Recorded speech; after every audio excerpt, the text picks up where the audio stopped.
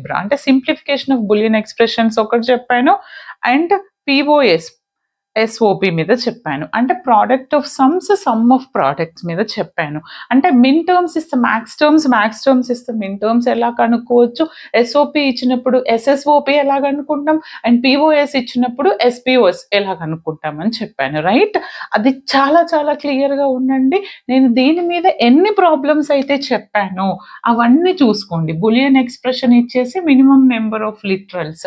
Okay, అది sure shot ఒక question వస్తుంది. మన దగ్గర వచ్చేసి video POS to canonical, SOP to SSOP and product of sums, దీని మీద నేను ఒక 7 బులియన్ ఎక్స్ప్రెషన్ ఇచ్చేసి సింప్లిఫికేషన్ ఆఫ్ బులియన్ ఎక్స్ప్రెషన్ అని చెప్పాను. అండ్ మిన్ టర్మ్స్ ఒక 6-7 వీడియోస్ ఉన్నాయండి.